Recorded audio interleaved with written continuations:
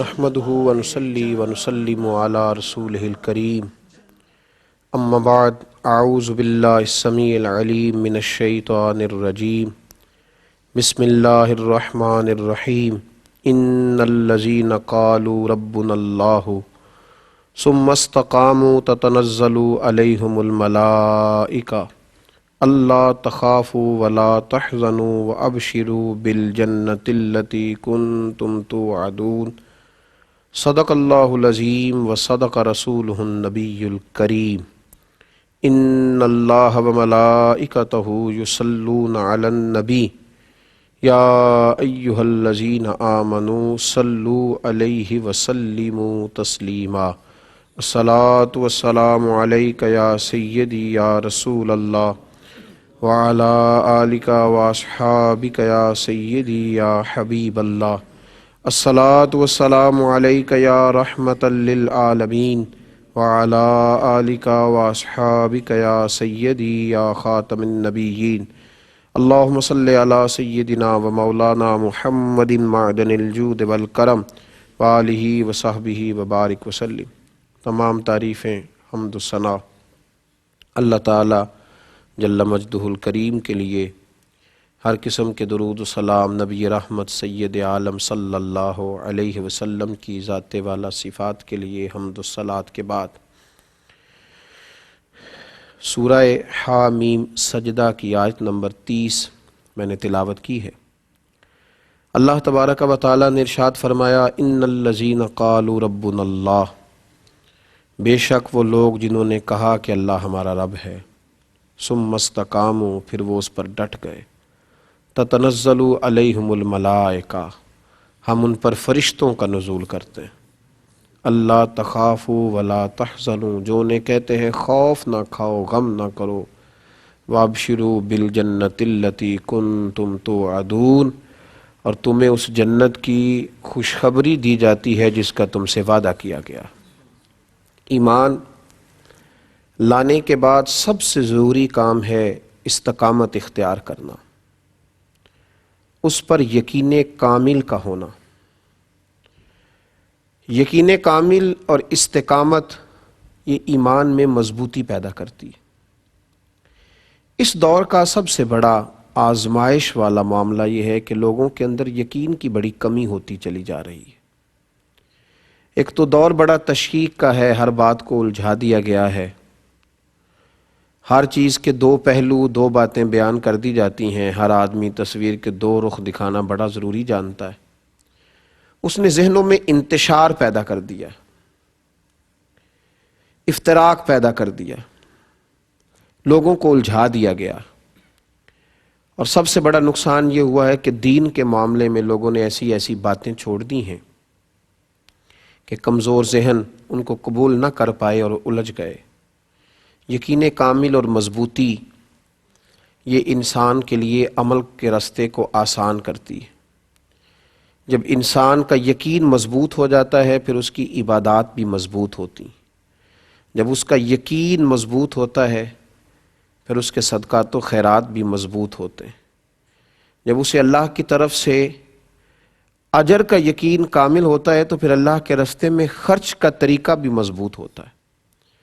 اس لیے نبی کریم صلی اللہ تعالی علیہ وآلہ وسلم نے ارشاد فرمایا، کنز الامال میں حدیث ہے، فرمایا یقین اس طرح سیکھا کرو جس طرح تم قرآن سیکھتے ہو،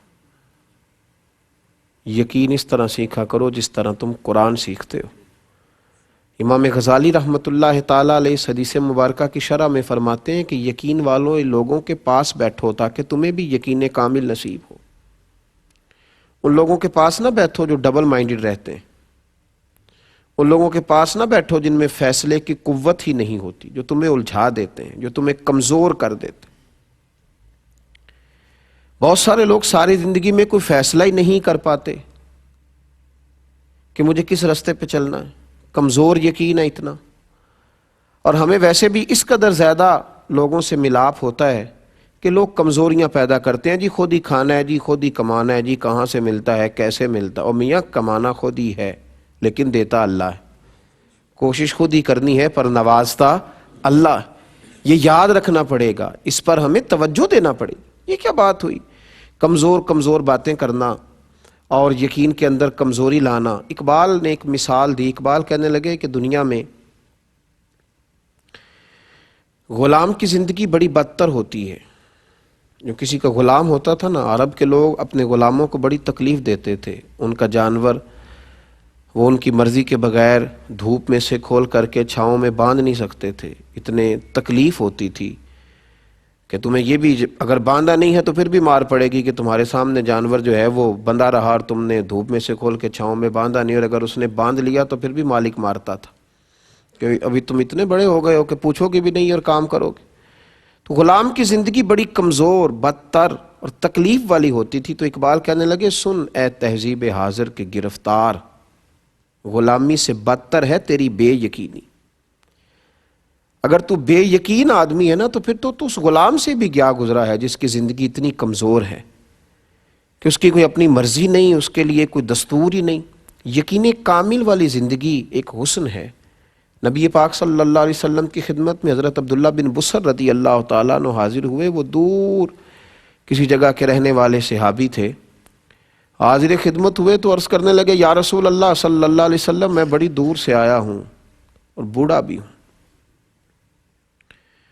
یا رسول اللہ صلی اللہ علیہ وسلم، نہ جانے دوبارہ لوٹ سکوں کہ نہ لوٹ سکوں، اور حضور ممکن ہے زندگی بھی اتنی وفا کرے نہ کرے، مجھے کوئی ایک ایسی بات بتائیں جس پر میں جم جاؤں تو میری دنیا بھی بن جائے اور آخرت بھی بن جائے، میں اس پر ڈٹ جاؤں تو میری دنیا بھی بنے، یعنی یہاں کی بھی مجھے کامیابیاں ملیں، یہاں بھی اگر میں سوسائٹی میں کوئی مقام لینا چاہوں تو وہ بھی اللہ مجھے عطا کرے، مجھے ایک ہی بات بتائیں۔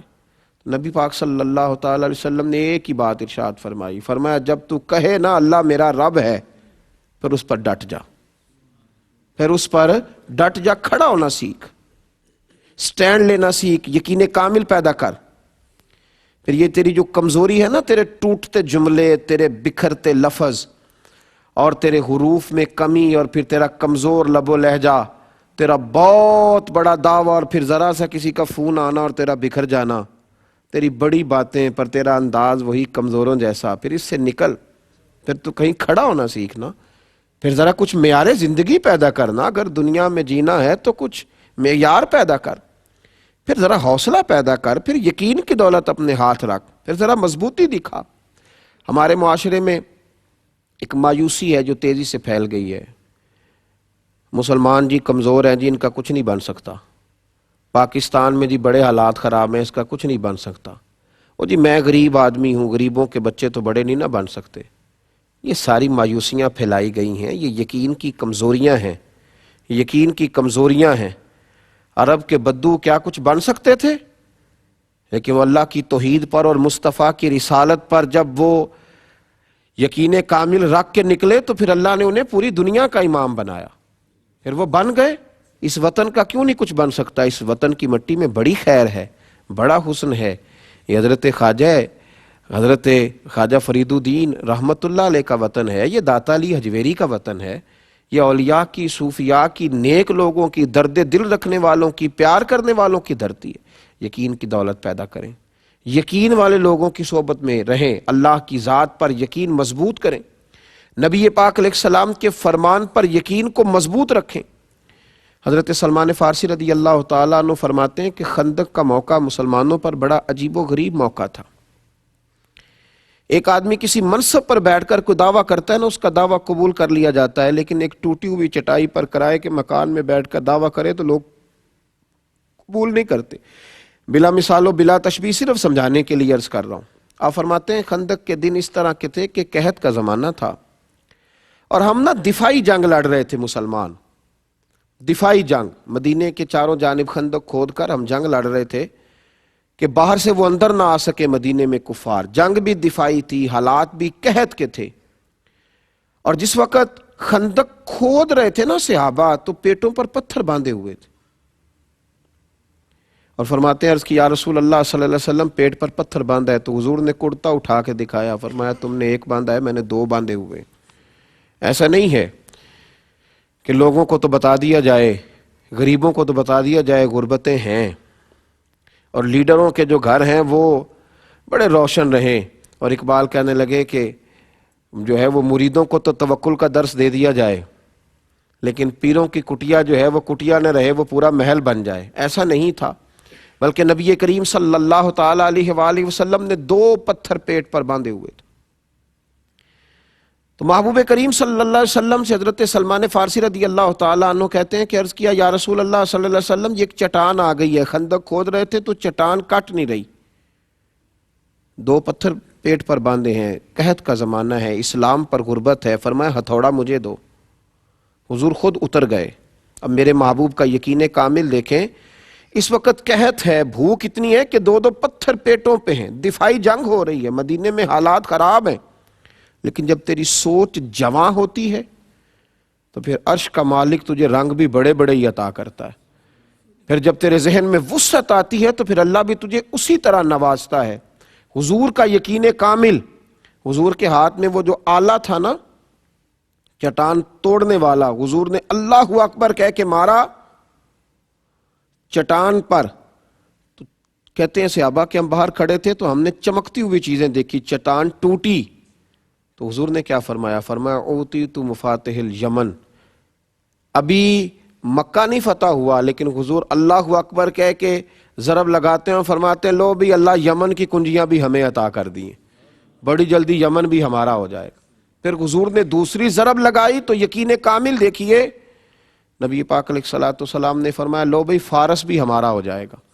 تیسری ضرب لگائی تو فرمایا ملک شام بھی اللہ ہمیں ہی عطا کرے گا۔ تو حضور ضربیں لگاتے جاتے، ایک ضرب پر ایک بہت بڑی سلطنت اور ملک کے فتح ہونے کی خوشخبری دیتے، اور صحابہ بڑے باہر کھڑے ہو کے یہ تبصرے نہیں کر رہے تھے کہ یہ کیسے ہو سکتا ہے، بڑی منصوبہ بندی کرنی پڑے گی، کیسے ہوگا۔ ان کا بھی یقین کامل تھا، جب حضور کہتے نا ملے گا، کہتے ہماری روحیں بھی نعرے لگاتی تھیں، اور ہمیں سمجھ لگ رہی تھی کہ بس آ گیا، شام بھی ہمارا ہے، یمن بھی ہمارا ہے، روم بھی ہمارا ہے، ایران بھی ہمارا ہے۔ وہ جناب ابو ہریرہ فرماتے ہیں پھر حضرت عمر کے زمانے میں وہ ساری چیزیں ہم نے آتے ہوئے دیکھ بھی لی، وہ سارا کچھ حضور کے قبضے میں آیا۔ یقین تو پیدا کرنا، اٹھ باندھ کمر کیوں ڈرتا ہے، پھر دیکھ خدا کیا کرتا ہے۔ کمزوری نہ دکھائیں، ٹوٹتی ٹوٹتی باتیں، کمزور ہمارے فکرے، ہمارے لب و لہجے کی وہ مایوسی، ہمارے لفظوں کا وہ کمزور پن، ہم تو کسی سے بات کرتے ہیں تو گھبراتے ہوئے، اور غریب آدمی سے زیادہ شکوہ ہے، یہ بیٹھتا ہے ہر جگہ ڈر کے، سہم کے، پیچھے ہٹ کے۔ او بھائی کچھ بھی نہیں ہوگا، حالات کے سہمے ہوئے لوگوں کو بتا دو، حالات بدل جاتے ہیں، ایک جیسے نہیں رہتے، کچھ بھی نہیں ہوتا۔ یہ جتنے لوگ آپ کو شہروں میں اور بڑی بڑی بلڈنگوں میں نظر آ رہے ہیں، یہ کسی نہ کسی غریب گھر سے اٹھ کے آئے ہوئے، کچھ بھی ایسا نہیں ہے۔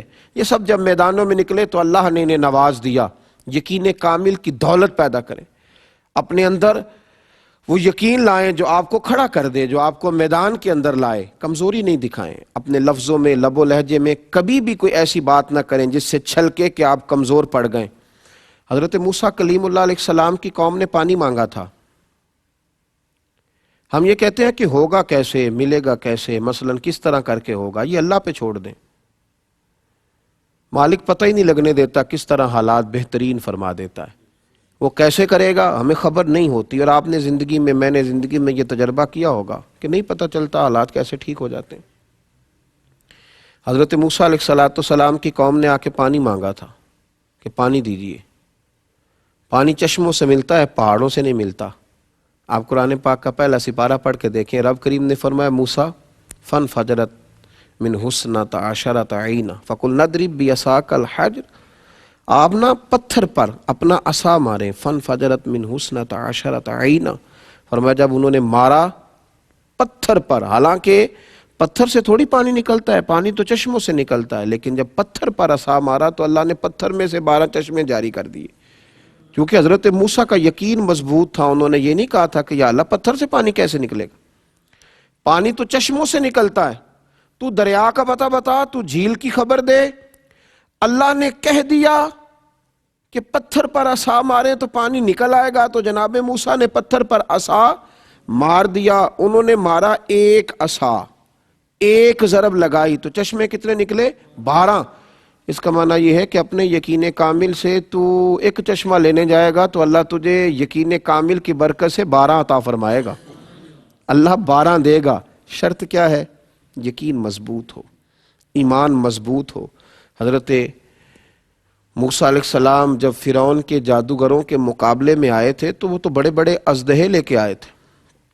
آج بھی ہمیں کہا جاتا ہے نا کہ ایٹم بم سے مقابلہ کرنا ہے آپ نے بڑی تو آپ کو بڑی منصوبہ بندی کرنی پڑے گی، تو میرے بھائی وہ بڑے بڑے اژدہے لے کے آئے تھے، بڑا کچھ لے کر کے آئے تھے۔ تو اللہ کریم نے حضرت موسیٰ علیہ السلام سے کہا کہ آپ اپنا عصا ڈال دیجئے۔ اب عقل تو نہیں نہ تسلیم کرتی کہ ایک ڈنڈے کو، وہ بھی مارنا نہیں سانپوں کو، بس پھینک دیں آپ، تو سانپوں کو کیسے مقابلہ کرے گا؟ لیکن مفسرین نے لکھا ہے کہ وہ حضرت موسیٰ کا یقین کامل تھا، ان کے دل میں ایک دفعہ بھی شک نہیں آیا کہ یہ عصا میرا سانپوں کا مقابلہ کیسے کرے گا۔ انہوں نے عصا ڈال دیا تو اللہ نے سب سے بڑا اژدہا بنا دیا، اور وہ سارے سانپوں کو ہی نگل گیا۔ یقین کی دولت پیدا کریں۔ کمزوریوں نے ہمیں کمزور کر دیا۔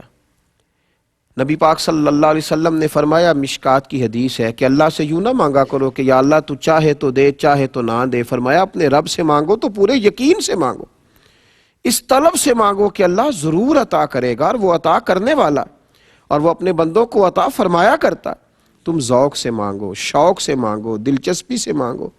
ہم دنیا داروں کو مناتے ہیں تو دلچسپی سے مناتے ہیں۔ کسی شخص سے قرض لینا ہو تو لوگ اس کو بلاتے ہیں، ایک کونے میں لے جاتے ہیں، بڑی مجبوری سناتے ہیں، رو بھی پڑتے ہیں کئی دفعے، اور پھر قسمیں اٹھاتے ہیں، وقت پر پیسے لوٹانے کا پورا وعدہ بھی کرتے ہیں، اور پھر اس کو احساس دلانے کی کوشش کرتے ہیں کہ یار بالکل ہی میں تجھے وقت پہ دے دوں گا۔ جب ہم بندوں سے طلب کرتے ہیں تو ہمارا انداز بڑا زبردست ہوتا ہے، اور اللہ سے مانگتے ہیں تو یقین ہی نہیں ہے، لفظ کچھ ادا ہو رہے ہیں، زبان سے کچھ نکل رہا ہے، ذہن کہیں اور گھوم رہا ہے۔ نبی کریم علیہ السلام فرماتے ہیں کہ حضرت موسیٰ علیہ السلام نے اللہ کے حضور عرض کیا تھا کہ مالک، میری قوم یہ کہتی ہے کہ تو ان کی دعائیں قبول نہیں فرماتا۔ اللہ کریم نے فرمایا، موسیٰ ان کے لفظ میرے ساتھ ہوتے ہیں، دل میرے ساتھ نہیں ہوتے۔ کیا کہہ رہے ہوتے ہیں اور مانگ کیا رہے ہوتے ہیں؟ بے توجہی سے دعا مانگنا، یقین کی کمزوری سے دعا مانگنا، اپنے اندر یہ دولت پیدا کریں، ایک تجسس، ایک شوق، تو یہ شوق پیدا کریں، تجسس پیدا کریں، یقین کامل کے ساتھ اللہ کے حضور دعائیں کرنے کی کوشش کریں۔ اور یہ یقین جب مضبوط ہوتا ہے پھر انسان کو لطف آتا ہے اپنے رب کو منانے کا، اس کے حضور حاضر ہونے کا، پھر وہ بہت ساری بے یقینیوں سے، بہت ساری تڑپ سے وہ بچتا ہے۔ نبی کریم صلی اللہ تعالیٰ علیہ وآلہ وسلم نے صحابہ کرام علیہم رضوان کے سامنے جب کسی گفتگو کا آغاز فرمایا تو حضرت انس بن مالک رضی اللہ تعالیٰ عنہ فرماتے ہیں، اگر حضور قیامت کا ذکر کرتے تھے تو ہمیں یوں لگتا تھا کہ ہم مسجد سے اٹھ کر کے جائیں گے اور قیامت آ جائے گی، اور جب نبی پاک صلی اللہ تعالیٰ علیہ وسلم ہمارے سامنے جنت کا ذکر فرماتے تھے تو ہمیں محسوس ہوتا تھا کہ جنت ہم آنکھوں سے دیکھ رہے ہیں، اور جب نبی کریم صلی اللہ تعالیٰ علیہ وسلم اللہ کے کسی عذاب کا ذکر کرتے تھے تو ہمارے دل دھڑکنے لگتے تھے، ہمیں محسوس ہوتا تھا کہ ایسا ہو جائے گا۔ یقین کامل کے ساتھ جب چیزیں سنی جاتی ہیں، اور یقین کے لیے یہاں تھوڑی سی محنت کرنی پڑتی ہے، دل کو ذرا ٹھہرانا پڑتا ہے، کچھ ماحول ایسا پیدا کرنا پڑتا ہے۔ حضرت ام سلمہ رضی اللہ تعالی عنہا جو بعد میں ام المومنین بنی، مسند امام احمد میں حدیث ہے، فرماتی ہیں کہ نبی پاک علیہ الصلوۃ والسلام کے صحابی ابو سلمہ جو میرے شوہر تھے تو بڑے شفیق تھے، بڑے مہربان تھے، بڑا پیار کرنے والے تھے، اور مدینے میں میرے شوہر کی لوگ مثالیں دیا کرتے تھے۔ ام سلمہ کا شوہر ابو سلمہ بڑا ہی رفیق ہے، بڑی محبت کرنے والا ہے۔ فرماتی ہیں وہ مسجد نبوی شریف سے جو بھی سن کے آتے مجھے گھر آ کے سنایا کرتے۔ ایک دن وہ مسجد سے حدیث سن کے آئے تو بڑے خوش تھے، اور آ کر کے مجھے کہنے لگے کہ ام سلمہ آج میں ایسی بات سن کے آیا ہوں کہ تم بھی اس پہ عمل کرو گی تو اللہ تمہیں بڑا ہی اجر عطا کرے گا۔ میں نے کہا سنائیے، تو کہنے لگے آج قریب محبوب علیہ السلام نے کہا ہے کہ جس پر کوئی مشکل آئے اسے کہنا چاہیے انا للہ و انا الیہ راجعون، تو اللہ تعالیٰ نے جو چیز اس سے لی ہوگی اللہ اس سے بہتر اسے عطا کر دے گا، اللہ کسی نہ کسی انداز میں اسے اس کا نعم البدل دے دے گا۔ تو یہ پڑھنا چاہیے۔ جناب ام سلمہ کہتی ہے میں نے وظیفہ بنا لیا، لیکن یقین کامل کے ساتھ بنایا، میرا ضمیر اس بات پر مطمئن ہو گیا کہ واقعی اللہ نے جو لیا ہوگا اللہ اس سے بڑھ کر مجھے عطا کرے گا۔ آپ فرماتی ہیں وہ شوق، وہ ذوق، اس دلچسپی سے میں پڑھتی، اور میں نے اس کا ایک بار نہیں 20 بار تجربہ کیا کہ میں جب بھی اس کو پڑھتی تو میرا جتنا نقصان ہوا ہوتا اس سے بہتر چیز اللہ مجھے عطا کر دیتا۔ فرماتی ہیں مجھ پر ایک ایسی مصیبت آئی جو میں کبھی سوچ نہ سکتی تھی، میرے شوہر جناب ابو سلمہ انتقال کر گئے، اور ایسا شخص چلا گیا، ایسا شخص اٹھ گیا جس کی لوگ مثالیں دیتے تھے۔ حضرت ام سلمہ رضی اللہ تعالیٰ عنہ فرماتی ہیں میں بڑی پریشان ہوئی۔ وہ وظیفہ میں نے پڑھ لیا جو حضور نے کہا تھا انا للہ و انا الیہ راجعون، پر میں سوچتی تھی اب میں بوڑھی بھی ہوں، حسن بھی وہ نہیں رہا، اور ابو سلمہ سے اچھا شوہر مجھے کیسے ملے گا؟ پر محبوب کے اس فرمان پر بھی یقین کامل تھا کہ اللہ بہترین نعم البدل عطا کرے گا۔ جناب ام سلمہ رضی اللہ تعالیٰ عنہ کہتی ہیں میں اپنے بچوں کے درمیان پریشان بیٹھتی تھی، میری عدت گزری۔ مسلمانوں، جب یقین کامل ہوتا ہے تو پھر جناب ام سلمہ کہتی ہیں اللہ تمہیں ایسا نوازتا ہے تم نے کبھی سوچا بھی نہیں ہوتا۔ آپ فرماتی ہیں کہ میرے گھر میں اتنا بڑا اعزاز مجھے ملا کہ خود اللہ کے محبوب علیہ السلام تشریف لائے۔ میں سوچتی تھی ابو سلمہ سے اچھا شوہر کیسے ملے گا، تو نبی پاک علیہ السلام نے مجھے آ کر کے کہا کہ ام سلمہ میں تیرے ساتھ نکاح کرنا چاہتا ہوں۔ کہتی میں اس قدر خوش ہوئی کہ میرے آنسو بہہ گئے۔ میں نے کہا کہ محبوب کی بات پر یقین کامل نے مجھے اتنا نواز دیا، اتنا نواز دیا کہ میں کہتی تھی ابو سلمہ سے اچھا شوہر کیسے ملے گا، اور رب کریم نے مجھے ساری کائنات سے اچھا شوہر عطا کر دیا۔ حضرت ام سلمہ کہتی ہیں میں نے عرض کی یا رسول اللہ صلی اللہ علیہ وسلم میں بوڑھی بھی ہوں، کوئی زیادہ خوبصورت بھی نہیں، حضور میں کوئی خدمت نہیں کر سکتی، تو یہ شفقتیں، تو حضور نے فرمایا بس میں تمہیں اور تیرے بچوں کو سہارا دینا چاہتا ہوں۔ تو آپ فرماتی ہیں میرے یقین کامل نے مجھے مومنوں کی ماں بنا دیا ہے، میرے یقین کامل نے، اعتماد کی مضبوطی۔ جب جنگ احد ہو رہی تھی نا تو کفار نے ایک افواہ یہ پھیلا دی تھی کہ نبی پاک علیہ السلام کو شہید کر دیا گیا، اور یہ ایک بہت بڑی سازش کی تھی قریش مکہ نے، چونکہ اس سے مسلمانوں کے حوصلے ٹوٹ گئے۔ ان کا خیال تھا کہ اب ان کے یقین میں کمزوری آئے گی۔ صحابہ کچھ بکھر گئے، کچھ ذہن بکھر گئے، حضور علیہ الصلوۃ والسلام کی شہادت کی خبر نے لوگوں کو کمزور کر دیا۔ حضرت انس بن نضر رضی اللہ تعالیٰ عنہ جناب انس بن مالک کے چچا تھے، وہ حضرت عمر فاروق سے ملے، احد کے میدان میں جنگ ہو رہی تھی، تو جناب عمر کہتے ہیں اس شخص نے اتنا یقین کامل والا فکرہ بولا کہ لوگوں کی سوچیں بدل گیا۔ کہنے لگے عمر حضور شہید ہو گئے؟ تو میں نے کہا خبر تو میں نے بھی سنی ہے۔ تو کہا عمر یہ جو جنت کا پہاڑ ہے نا اس کے قریب سے مجھے جنت کی خوشبو آ رہی ہے، جنت دور نہیں ہے، میرا یقین یہ کہتا ہے کہ جنت بالکل قریب ہے، خوشبو آ رہی ہے، آؤ چلیں، آؤ چلیں اور چل کے جنت کی اس خوشبو کو حاصل کریں۔ حضرت عمر کہتے ہیں کہ جب انہوں نے کہا نا جنت کی خوشبو آ رہی ہے تو میں نے توجہ کی تو واقعی خوشبوئیں آ رہی۔ اس کا مطلب ہے یقین کامل ہو تو جنت کی خوشبوئیں دنیا میں بھی نصیب ہو جاتی ہیں، شرط یہ ہے کہ یقین مضبوط ہو، یقین کامل ہو، یقین کی دولت انسان کے پاس موجود ہو۔ حضرت علی المرتضیٰ شیر خدا کرم اللہ تعالی وجہ الکریم بہت زیادہ علیل ہو گئے۔ صحابہ کرام کا آپس میں بڑا محبت کا، مودت کا، پیار کا، اعتبار کا رشتہ ہوتا تھا۔ کچھ صحابہ ان کی تیمارداری کرنے آئے اور آ کر کے کہا کہ علی آپ بڑے بیمار ہو گئے اور بڑی آپ کمزور ہیں۔ حضرت علی اٹھتے تھے تو ٹانگوں پہ راشہ طاری تھا، تو کچھ صحابہ تو رونے لگے ان کی محبت میں کہ حضور آپ اتنے کمزور ہو گئے۔ تو حضرت علی المرتضیٰ شیر خدا فرمانے لگے تم فکر نہ کرو، مجھے اس بیماری میں موت نہیں آئے گی، فکر نہ کرو، مجھے موت نہیں آئے گی، فکر نہ کرو۔ کہتے ہم نے غور سے مولا کائنات کا چہرہ دیکھا، حضور موت نہیں آئے گی، کیا مطلب؟ آپ فرمانے لگے غور سے نہ دیکھو، اپنی بات نہیں کر رہا، اپنے محبوب کی حدیث پر اپنے یقین کی بات کر رہا ہوں، میں اس یقین کامل کو بیان کر رہا ہوں جو مجھے اپنے نبی پاک علیہ السلام کے فرمان پہ، پہاڑوں سے زیادہ میرا یقین کامل ہے حضور کے فرمان پر۔ کہا حضور کیا مطلب؟ تو حضرت علی کہنے لگا میں ایک دفعہ اسی طرح بیمار ہوا تھا، اللہ کے محبوب علیہ السلام نے کرم نوازی کی اور حضور میری تیمارداری کو آئے تھے اور جب نبی کریم علیہ السلام تشریف لائے تو میں نے عرض کی حضور میں بڑا کمزور ہو گیا ہوں، تو محبوب نے فرمایا علی تو بیماری سے دنیا سے نہیں جائے گا، دنیا سے اس وقت جائے گا جب تجھے تلوار کی ضرب لگے گی اور تیری داڑھی خون سے رنگین ہو جائے گی، پھر تو جائے گا۔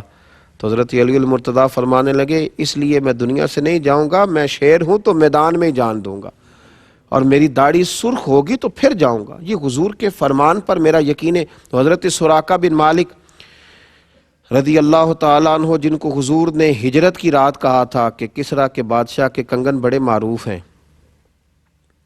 اور ایک وقت آئے گا کہ میرے غلام اس علاقے کو فتح کریں گے تو وہ کنگن تیرے ہاتھوں میں آئیں گے۔ حضرت سراقہ بن مالک رضی اللہ تعالیٰ عنہ ایک جنگ میں صحابہ کے ساتھ گئے تھے، یہودی قلعہ بند ہو گئے، بڑے بڑی دیواریں تھیں قلعے کی، یہودی اندر بند ہو گئے، تو دروازہ اندر سے کھولتے نہیں، باہر آتے نہیں، اب کیسے انہیں قابو کیا جائے؟ تو جناب سراقہ بن مالک فرمانے لگے مجھے منجنیق میں رکھ کے اندر پھینکو، میں اندر سے جا کے دروازہ کھول دیتا ہوں۔ کچھ لوگوں نے کہا حضور پہلی تو بات یہ ہے کہ جب آپ اندر گریں گے تو آپ کی کوئی ہڈی ہی سلامت نہیں بچے گی، اگر بچ بھی گئی تو جب یہودیوں کے نرغے میں آپ گریں گے تو آپ کو وہ کیا زندہ چھوڑیں گے جو آپ دروازہ کھولیں گے؟ تو جناب سراقہ بن مالک کی آنکھوں میں چمک، چھڑی کے سہارے کھڑے ہو گئے، فرمانے لگے تم مجھے پھینکو، مجھے موت نہیں آئے گی، میں تمہیں دروازہ کھول کے بتاؤں گا۔ اگر ہو یقین کامل تو کٹ جاتی ہیں زنجیریں، اگر ہو ذوق جنوں پیدا تو کٹ جاتی ہیں زنجیریں۔ فرمایا پھینکو مجھے، میں تمہیں دروازہ کھول کر کے دکھاؤں گا۔ میرے عزیزو، پھینکا گیا حضرت سراقہ بن مالک کو منجنیق میں رکھ کے۔ پھینکنے سے قبل لوگوں نے کہا ہمیں بتائیں تو صحیح کہ آپ کیسے بچیں گے؟ فرمایا یہ بعد میں بتاؤں گا۔ جب انہیں پھینکا گیا تو انہوں نے واقعی دروازہ کھول دیا۔ چند گھنٹوں کے بعد کپڑے جھاڑتے ہوئے آئے، کچھ دیر کی جنگ ہوئی، اللہ نے مسلمانوں کو کامیابیاں دی تو لوگ ان کے قریب گئے، جا کے کہا حضور آپ کو کیسے خبر تھی کہ آپ کو کچھ بھی نہیں ہوگا؟ تو جناب سراقہ بن مالک رو پڑے، فرمایا میرے نبی پاک نے فرمایا تھا تیرے ہاتھوں میں کسریٰ کے کنگن آئیں گے، ابھی کنگن آئے نہیں، جب تک کنگن نہیں آئیں گے جناب اسرائیل بھی کوئی نہیں آئیں گے، وہ بھی اسی دن آئیں گے جس دن کنگن آئیں گے۔ یہ میرا یقین کامل تھا، یہ کیسے ہو سکتا ہے موت آ جائے؟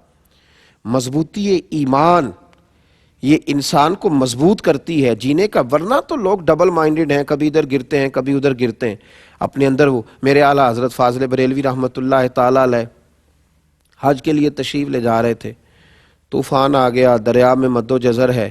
آپ کو پتہ ہے جب تھوڑا سا حالات خراب ہوتے ہیں تو لوگوں کو فٹافٹ دعائیں التجائیں یاد آتی ہیں، لوگوں نے اللہ کے ساتھ دکھوں کا رشتہ رکھا ہوا ہے، کمزوریاں آتی ہیں تو فٹافٹ لوگوں کو عبادات یاد آتی ہیں، اور جب خوشی آتی ہے تو پھر لوگ معاذ اللہ تعالیٰ شیطان کو راضی کرتے ہیں۔ اب یہ جو خوشیوں کا رشتہ ہے یہ سارا اسی کے ساتھ رکھا ہے۔ ذرا مد و جزر آنے لگا، طوفان آنے لگا دریا میں تو لوگ تڑپنے لگے، دعائیں کرنے لگے۔ اعلیٰ حضرت کی خدمت میں بھی لوگ آئے، آپ بھی جہاز میں، بحری جہاز میں بیٹھے تھے، حضور دعا کرا دیں۔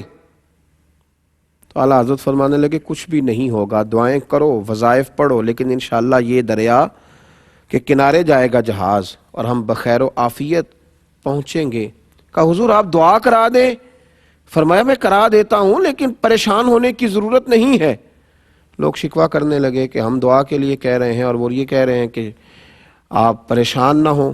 چلیے کچھ لوگوں نے تنقید بھی کر ڈالی، تنقید آسان کام ہے، ذرا جلدی ہو جاتی ہے، تنقید بھی کر ڈالی کہ دعا کے لیے کہا تھا لیکن اس طرح انہوں نے نہیں کرائی جیسے کرانی چاہیے تھی۔ لیکن قربان جائیے تھوڑا ہی وقت گزرا تو دریا کا طوفان تھم گیا۔ جن لوگوں کا خیال تھا نا کہ اب بچیں گے نہیں، معاذ اللہ ڈوبیں گے، وہ بھی کنارے تک لگ گئے۔ اب آہستہ آہستہ حالات بدلتے ہیں تو شرمندگیاں بھی آتی ہیں، گیا ہوا وقت نہیں لوٹا کرتا۔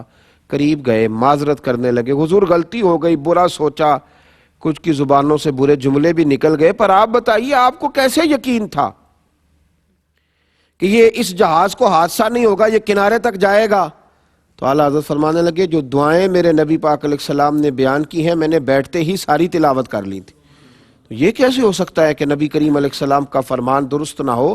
تو میرے یقین کامل نے دیکھیں نا، مدینے میں زلزلہ آ گیا تو انسان کا یقین اگر مضبوط ہو، کردار اگر پختہ ہو، اسے خبر ہو کہ میں کیا ہوں، پھر خوف کاہے کا؟